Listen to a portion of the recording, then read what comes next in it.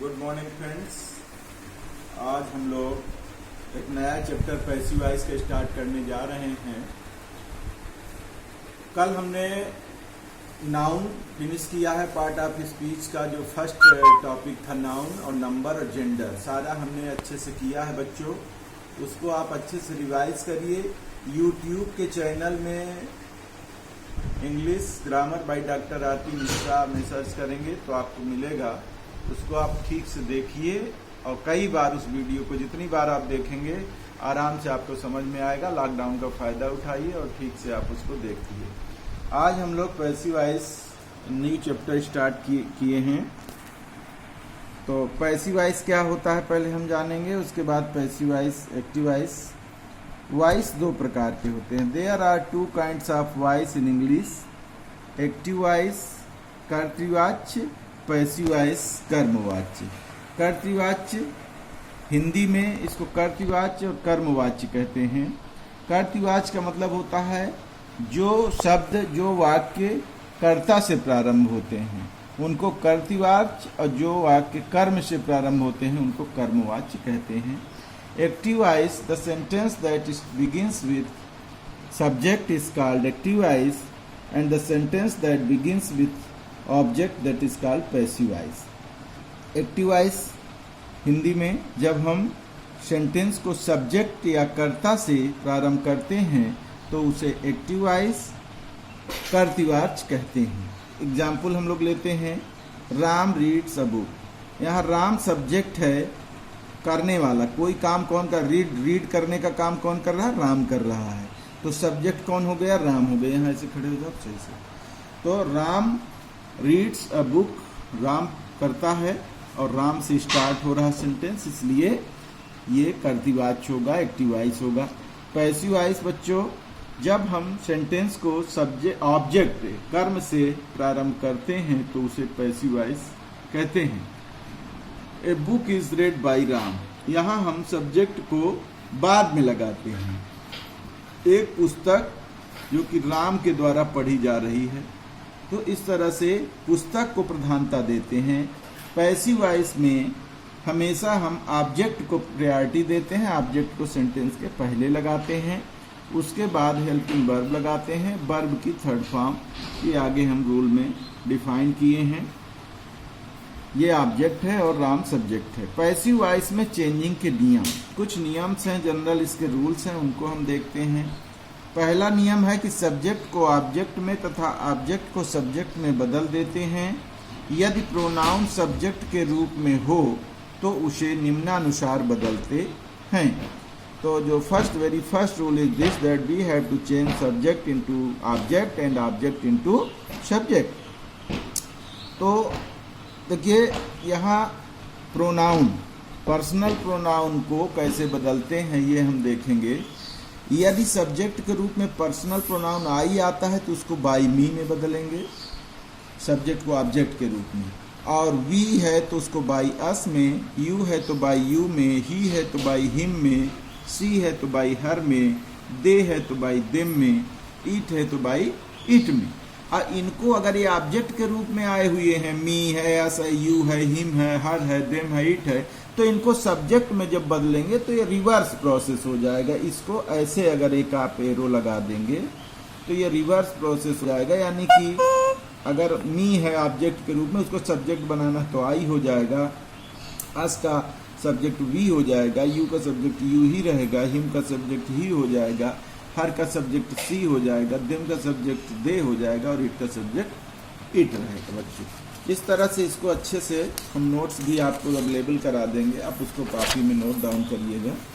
दूसरा नियम है पैसिव वॉइस में पास्ट पार्टिसिपल फॉर्म अर्थात वर्ब की थर्ड फॉर्म लगाते हैं। हर टेंस में, चाहे जिस टेंस का पैसिव वॉइस हो, उसमें पास्ट पार्टिसिपल यानी कि वर्ब की थर्ड फॉर्म लगाते हैं। टेंस के अकॉर्डिंग हम पढ़ेंगे, लेकिन टेंस को भी डिफाइन करना है और थर्ड फॉर्म भी लगाना है।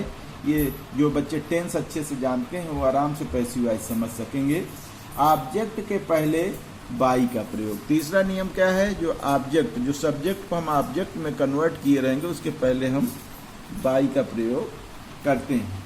नोट, 12 टेंसेस में 8 टेंसेस का पैसिव वॉइस बनाते हैं तथा 4 का पैसिव वॉइस नहीं बनाते हैं। अब बच्चों 12 टेंस हमने बताया क्या क्या होते हैं।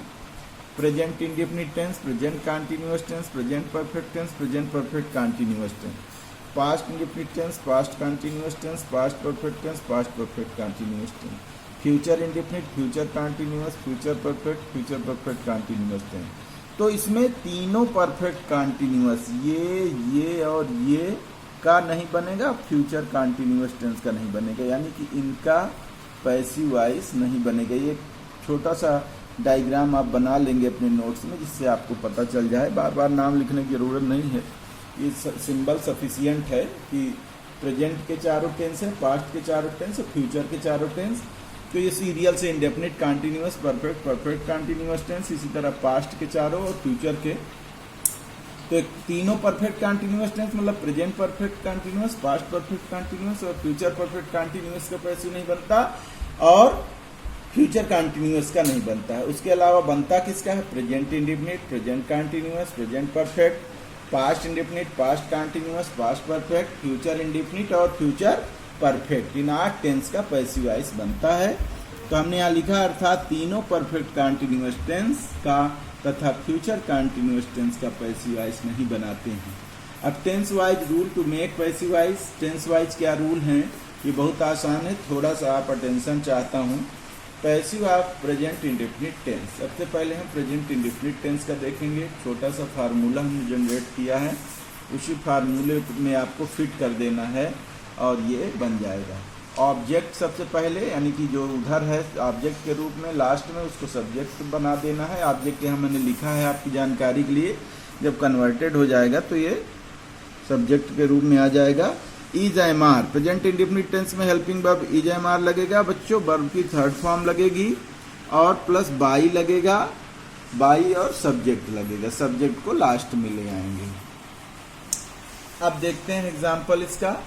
हमने तीनों अफर्मेटिव, निगेटिव और इंट्रोगेटिव तीनों के एक एग्जाम्पल दिया है। आप लोग अपनी गाइड से, बुक से, कहीं से कम 5 या 10 एग्जाम्पल जरूर करिएगा। एक्टिव वॉइस है इसका, he flies a kite, he flies a kite. अब ये प्रेजेंट इंडेफिनिट टेंस है क्योंकि इसमें आईएस लगा है, और इसका पैसिव वॉइस जब बनाएंगे तो हम ऑब्जेक्ट ए काइट को सब्जेक्ट बना दिया, तो हो गया ए काइट। अब ए काइट चूंकि बच्चों सिंगुलर है इसलिए इसके साथ इज एम आर में से क्या लगेगा? इज लगेगा। और फ्लोन, फ्लाई का थर्ड फॉर्म क्या होता है? फ्लोन बाई ही, बाई लगना था और ही का ऑब्जेक्ट हिम हमने लगा दिया है। दूसरा है बच्चों, she does not write a letter. यहाँ डज नॉट लगा है, प्रेजेंट इंडेफिनिट टेंस है, निगेटिव है, निगेटिव का पैसिव निगेटिव ही बनाएंगे बच्चों। यहाँ ऑब्जेक्ट हम आइडेंटिफाई करेंगे कि a letter is a object here, so first of all we have to write object in the beginning of the sentence. A letter is not, अब निगेटिव है तो ए लेटर सिंगुलर सब्जेक्ट है, is इसके साथ helping verb लगेगा, not लग जाएगा negative होने के कारण, और राइट का थर्ड फॉर्म रिटेन लग जाएगा। और बाई हर, सी का ऑब्जेक्ट क्या होता है? हर, तो बाई उसके पहले लग जाएगा और हर लग जाएगा। एक इंट्रोगेटिव हमने बनाया है, do you read the newspaper. तो ये डू लगा है, हेल्पिंग वर्ब किसका है? प्रेजेंट इंडेफिनिट टेंस का इंट्रोगेटिव शो कर रहा है। तो इंट्रोगेटिव का पैसिव भी हम इंट्रोगेटिव। अब चूंकि फार्मूला में यहाँ इज एम आर लगा है तो इज एम आर को ही हम सब्जेक्ट के पहले ले जाएंगे, यानी कि यहाँ is of the newspaper object है, तो is the newspaper a red, third form of the read by you हो जाएगा। इस तरह से इंट्रोगेटिव मार्क ऑफ इंट्रोगेशन दोनों में लगा देंगे बच्चों। तो ये आज पैसिव वॉइस की बिगिनिंग है। हमने पहला प्रेजेंट इंडेफिनिट टेंस का रूल आपको बता दिया है और इसको अच्छे से आप समझ लीजिए, पढ़ लीजिए। कल संडे है, हॉलीडे रहेगा। परसों हम लोग पढ़ेंगे present continuous, present perfect, past indefinite, past continuous tense का passive voice. Thank you very much students. Please like, share, comment and subscribe this channel in YouTube. Thank you very much.